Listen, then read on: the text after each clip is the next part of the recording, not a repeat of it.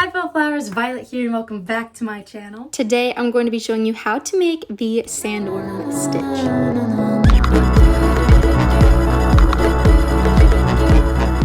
Weeks ago I finally had some downtime and I got to making some lanyards. And as I was kind of playing around with the string, I thought to myself, what would happen if you flipped the lanyard upside down and then flipped it back up and kept going that way?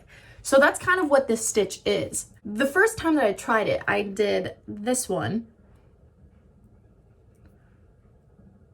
I tried to do it a little bit bigger and I got this result. And then I was like, yo, we gotta try something else here. And we made this. So this is a guapo, tornado, quadruple, I don't even know. There's so many names for these strings, but essentially this one's a 2x2.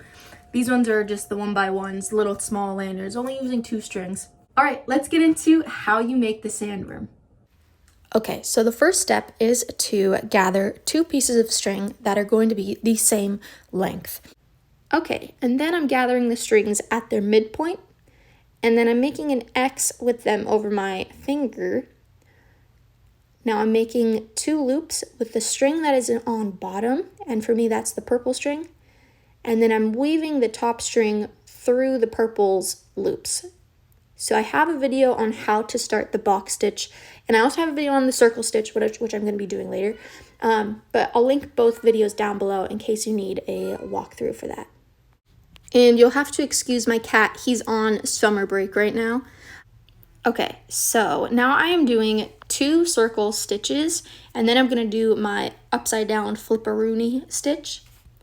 But the pattern is essentially going to be 2 circle stitches, 1 upside down, 2 circle, 1 upside down. So I'm just going to fast forward through my circle stitches here. And when we start doing the sandworm stitch, what we're going to be doing is gathering our first string, folding it underneath his neighbor, and then I'm going to use his neighbor to wrap around him and underneath him, and then the last guy is going to wrap underneath that guy, and then he's going to go through his neighbor over here. So we're going to grab the end of this purple string,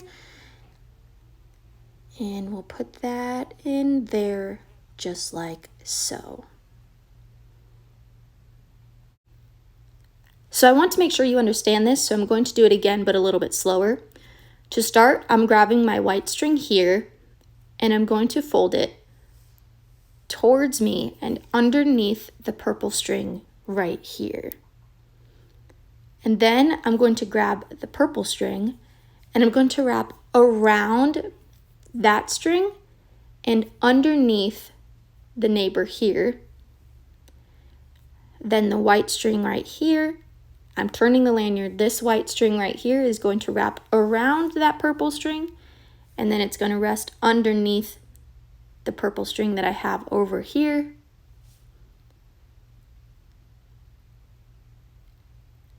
And then this purple string is going to wrap around that white string right here. And he's going to go through that white loop right there that you can see.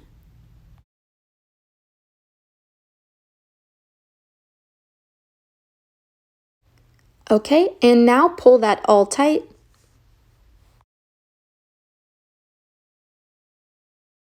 And then I can flip it upside down and start pulling it tight over here as well. And you can start to see that stitch taking form. But rather than stitching in that direction, we're going to flip it back over and we're going to be going this way. Now here I am just doing those circle stitches really quick. And then I'm going to get back into doing the flipperoonie.